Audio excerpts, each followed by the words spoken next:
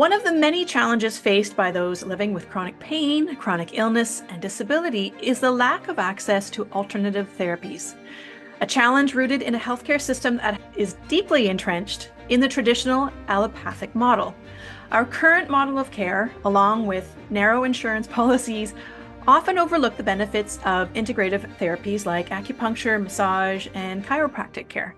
These therapies can be life-changing for individuals with physical disabilities, chronic illness, and chronic pain, yet they remain out of reach for so many.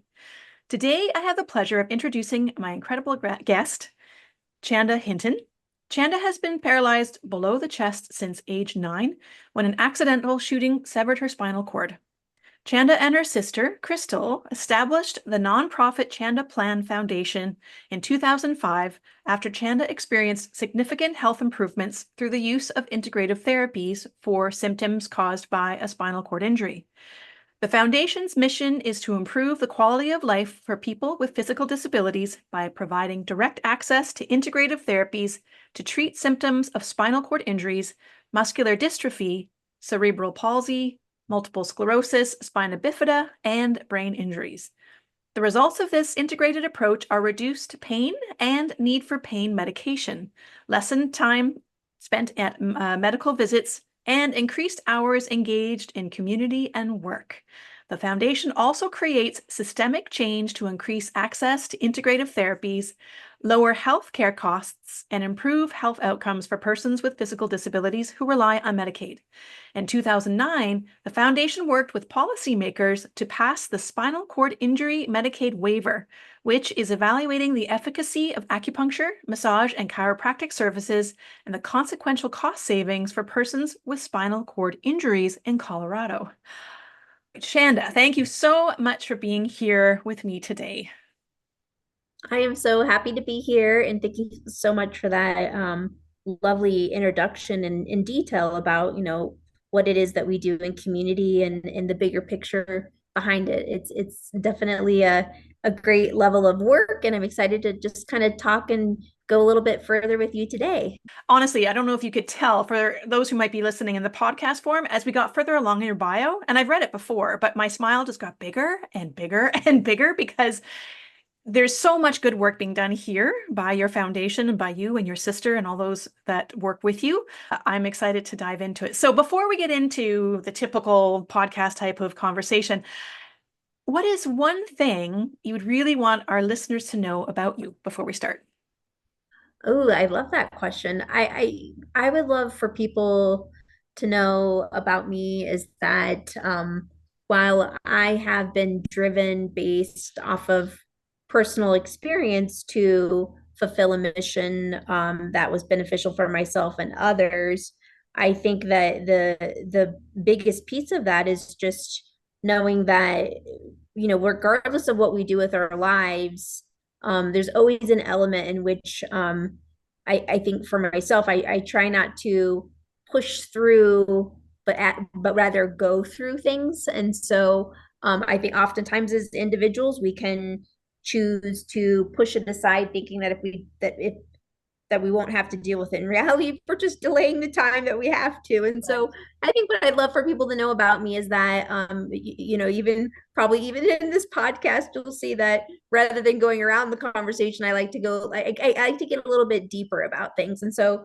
I would say I'm very philosophical, very optimistic, and very deep about the conversations that we have. So I'm glad to be having a conversation with you today. Amazing. Well, yeah, that's, I think my favorite thing about doing a podcast is I get to meet people like yourself who are just doing incredible things, but also to get into the deep conversations because they're so important.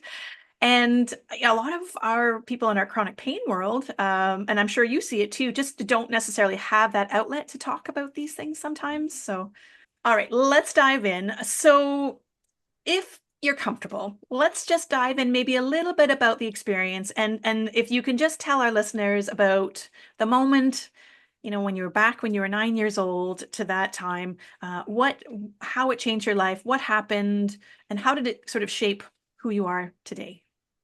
Yeah, so like you had mentioned, when I was 9 years old, I was accidentally shot between C5, C6. So I'm a quad, which means I have limited mobility. I can't move my body or feel from kind of the armpits down. So I function in everyday life with power wheelchair, adaptive vehicle, caregivers, that help me get up and go to bed. All of those various, a beautiful service dog, lots of a huge support network. So that's how I function with that. But when I was injured, the biggest thing about that whole experience is that from 9 until I was 21, upon diagnosis or injury, we're thrown into a medical model. And within that medical model, there's a lot of beautiful things about it. It's obviously I needed it. It was a medical intervention that basically saved my life from being shot. But the overutilization of then having injury that thrusts you into a medical model, the unfortunate part is then how do you ensure that you don't overutilize that really critical, beautiful level of medicine to then basically do the opposite of what it did. So it saved my life, but then as I became, what do you want to call it, a participant of healthcare in a way that you don't have a choice. Like you're brought there. It's not as though I had a choice to go there. So within that model, just making sure that it was overutilized. I had a ditropan, baclofen, all the various different little medications to address the secondary conditions. And so the overutilization, that when I turned 21, I became dependent because I started having chronic pain, which then was another medication added on. And so that left me in a really bad situation where I became bedbound. Was hospitalized, 59 pounds. They had to put a feeding tube in, was feeding me intravenously. So again, that model of overutilization then brought me back to using it as another level of intervention to save my life. So I've become this like product of the healthcare system. And unfortunately, there's a beauty and a curse inside of it. And so with that, when I knew that I had to live a life of, yes, I will always be a part of the medical model, but how can I utilize it in a proactive and a preventative way so that just like every human, when we have catastrophic situations, we use it then for that purpose heavily, but not heavily throughout your entire life. Like where can you make sure that you're using it for the right reasons and that you're blending it with other modalities and other things that bring you vibrance and energy and a way to go from there. Oh, I think I'm going to lean into the whole beauty and curse because it is so true. And those are the words I've been looking for probably 5 years because yes, we do need our medical model. Absolutely. And it is a bit of a beautifully refined system. But like you said, there is the flip side to it where we just get stuck in there. And so many people could be moving further along their path if we could just sort of pull them gently out, still have the medical model, absolutely. But if we could just sort of enhance it, bring them together, the two models together, that would be great. But that's what you're doing. No, and absolutely. And I think that we would see a lot of significant changes. And unfortunately, there are bigger systems than all of us from the individual level that we'll never understand what triggers all that. We know enough to know that there's bigger agendas that none of us will ever be able to change. But if we can get to a place where we can manage even minimal change at the level that affects our day to day, that's when the magic starts to happen. And I think that eventually, I hope that we can get away from alternative, even the term alternative, and start thinking more about integrative healthcare being inclusive of not just right now in the medical model where it's primary care, behavioral health, and care coordination. That's typically what our country identifies as integration. For me, it's like all of that, but acupuncture, massage, physical therapy, all the things underneath one roof for every human being. Absolutely. I really hope we're on the cusp. Like I feel like you sort of alluded to, what we all experience around the things that are happening on behind the scenes that we don't necessarily know about, i.e. policy, insurance policies, who's making these decisions and, how it impacts us. But I haven't read the article yet, but something just came out recently around one of the big issues around mental health is one of the root problems is our insurance policies and our insurance coverage. So I think we have a lot of work to do. And like you said, it kind of comes from a higher level that we need to influence their decision-making process so that we can now incorporate some of these protocols to a broader base. Yeah, no, absolutely. And I think that it's knowing the bigger advocacy that folks can be a part of, have capacity and willingness to be there, and then also be mindful that then there's everyday things that you can change. Because I think one of the things that happens is that when you're disabled, it's like you almost have to make this decision about, well, am I capable of being an advocate for myself and others? Or do I really, I mean, some people in terms of, capacity, skill, because somebody could have a high level injury where that's like a full-time job. So it's kind of like just allowing everybody to know that within your everyday healthcare life, in terms of living with a disability or chronic pain, is to take notice of what you're capable of participating in. And if that means that it's only a focus on yourself, then that's okay, right? And because there's going to be plenty of people in world and community where they can focus on themselves and others, right? I think that and that's hard. I think that that puts us in a place where some people, can feel, I don't know, somewhat as though they're not giving back, or they're not participating in the bigger agenda of it. And I think that there's only so much all of us can do. So I think it's just really important to be aware of that component, right? Absolutely. I think it all starts with awareness. Chanda, can you explain? Because I think there's a lot of misconception out there around some of these alternative therapies, and chiropractic comes to mind. But for your experience, how have some of these alternative therapies really helped you? Yeah, absolutely. I think that, of course, one of the ongoing battles that we'll have as a nonprofit organization is always having, creating legitimacy to integrative therapies such as acupuncture, massage, and chiropractic. And so, even though that will always be a challenge for us, there is a lot of research that shows that these services have been extremely impactful for all kinds of conditions. And I think that that's one of the things that I hope that we'll always be able to hold on to, is that it doesn't always have to be population specific, but rather it can be very much system or not system symptom based or condition based. And so I think that, one, I always encourage people to do your research, or either participate and experience it yourself, because I can see that if someone doesn't have the relatability, of course, there could be some judgments on, does it really have an impact? I know that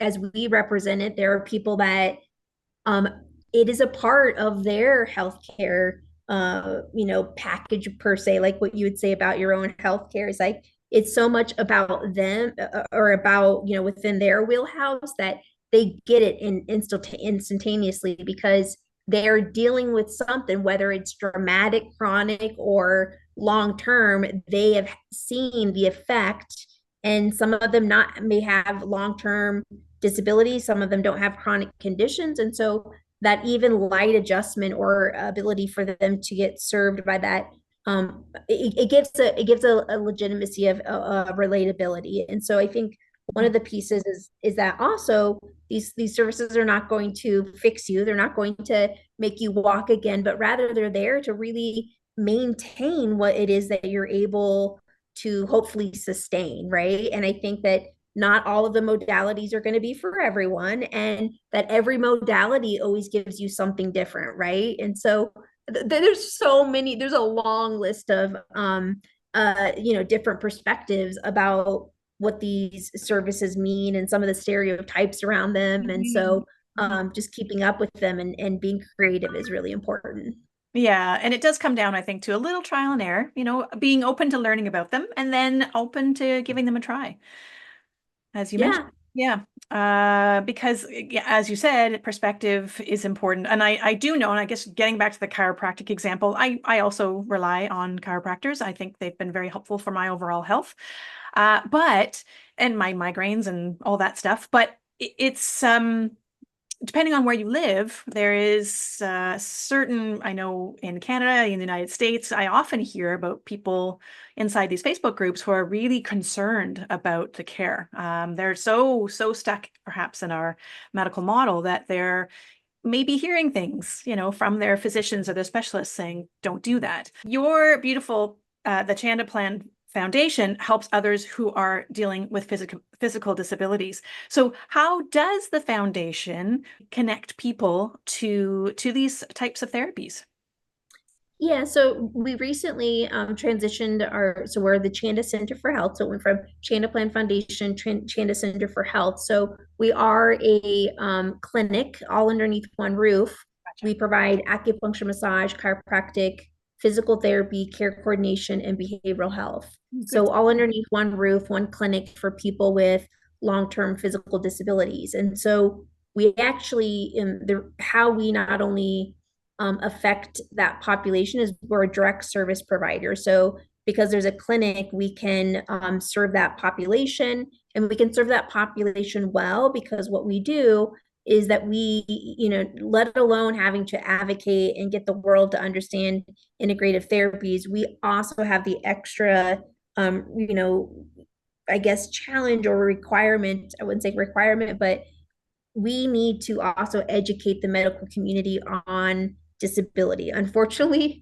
you would assume that the healthcare Yeah. community, it has been designed for addressing the most complex things, but it looks like that it's more the status quo, and then there's complications around how to really address that. And so we've been really critical about making sure our providers are disability competent. So that means that not only can individuals with disabilities come into our clinic and get all of those services under one roof, they can do it with this level of peace of mind that they know that any one of those providers has been educated on what disability means, like all the way from etiquette to transferring them onto a table to, I mean, you name it. When people come to our clinic, they feel like they belong. They don't feel as though they're an outcast or someone is uncomfortable to give.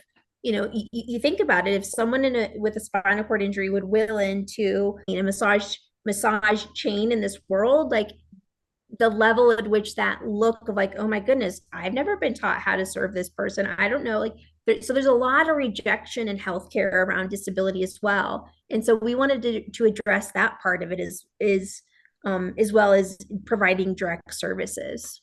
Amazing. And I know we do see that also just in society in general. We are really uninformed when it comes to disability, to to chronic pain, and to trauma as well. And so I think there's that level of comfort, just like you mentioned, when someone actually is informed in all of these policies and all of this, just a life lived with trauma, for example, there's a comfort to connecting with people who understand that. There's a clarity there, right? And I think just that just can take you further ahead in your treatment protocol too, when there is that deeper connection. Yeah, or deeper connection, but then just also the appropriate accommodations that Accommodations, right?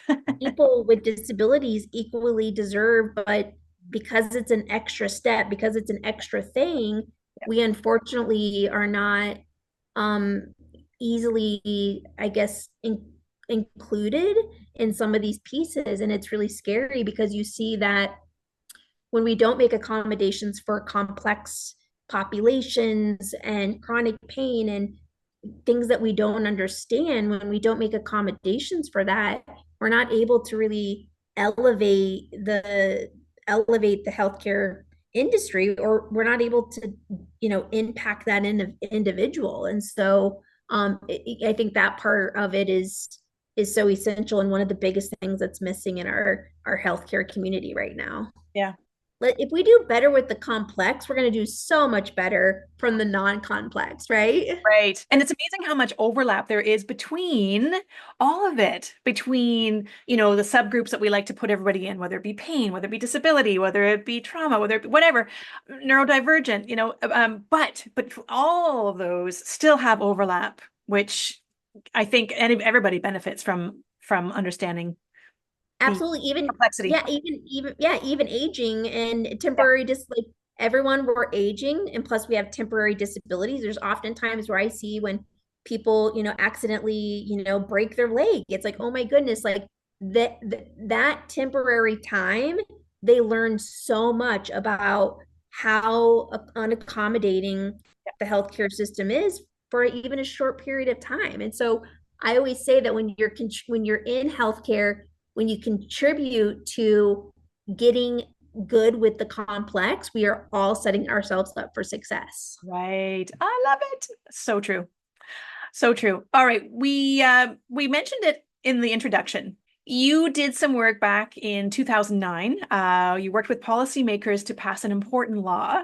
Can you tell us more about this law and why it is so important?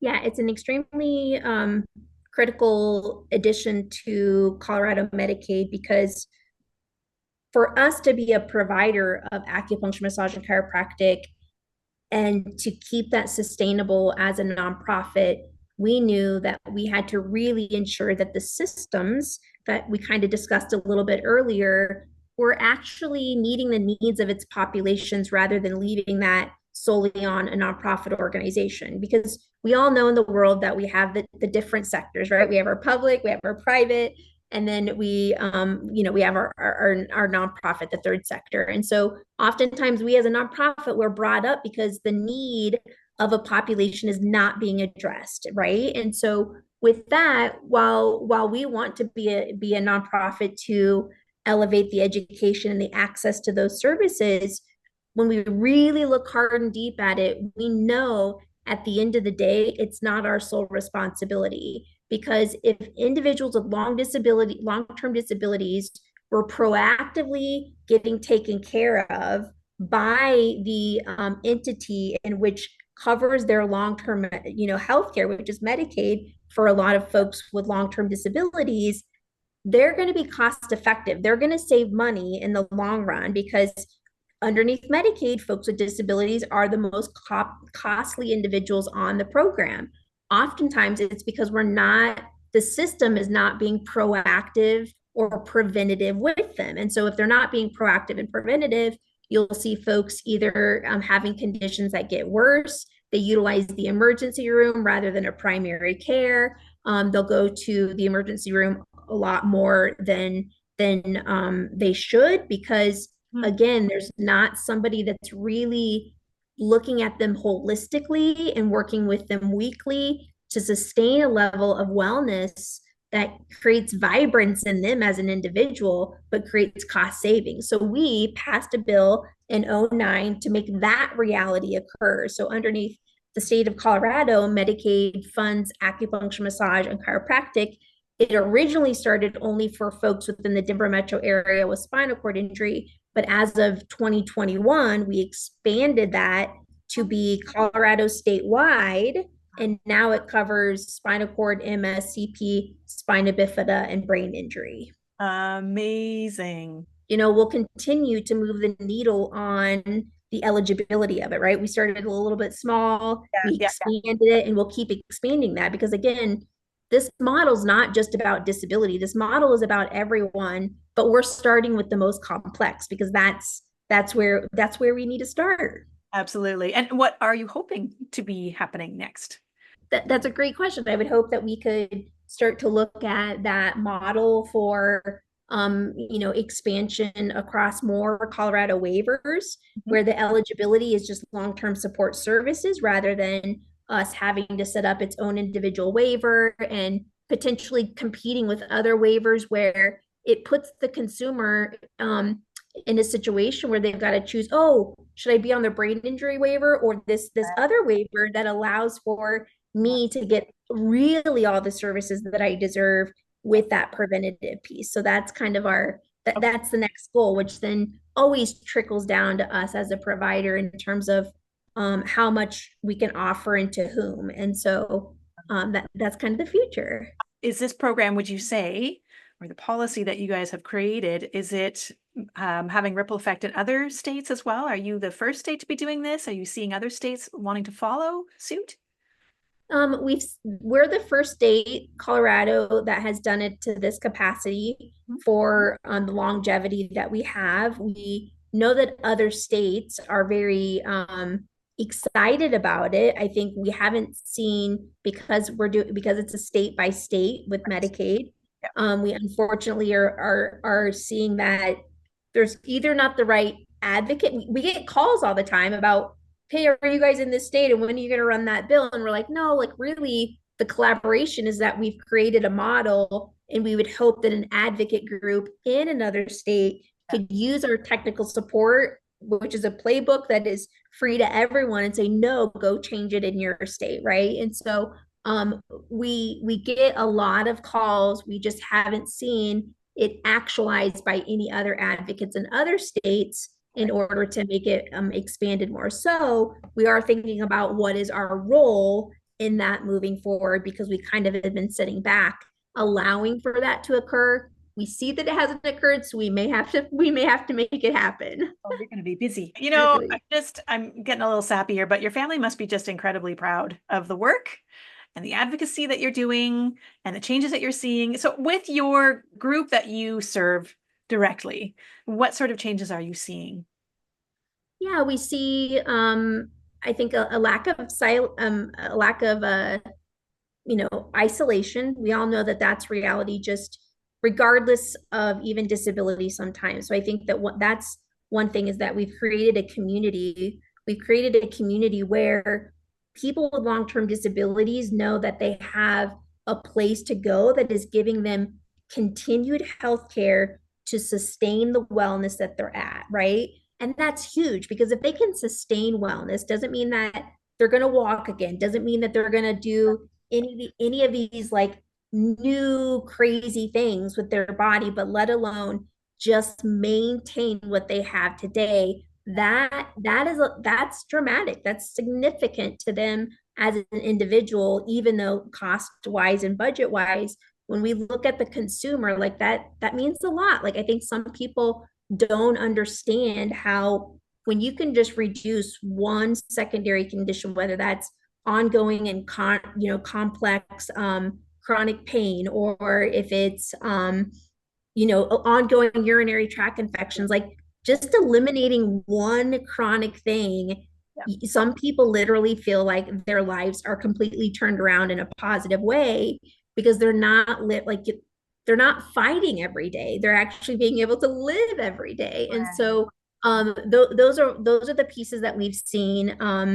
And so that comes with reduced pain, reduced UTIs, reduced ER visits. Yeah. That's what our participants are reporting to us, the impact of the services. And again, just knowing that even though they can't move their bodies every day, they have someone that's going to move their body, which is so critical and important to everyone. So, what advice would you give to someone who is newly facing a physical disability, but might be feeling overwhelmed with the choices that might be there or might not be there?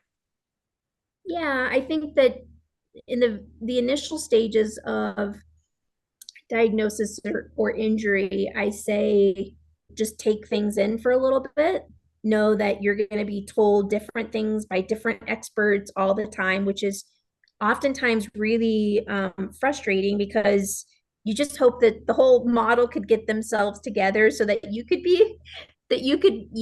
navigate it easier. And unfortunately, I don't know if that's ever going to be the reality for anything, let alone healthcare. I mean, anything of the world, is that we have to navigate. And so I always say, listen a lot up front. I do a gut check, know what feels best for you, know that there are going to be very direct things that are going to have side effects. Look at the things that are that have less side effects, of course.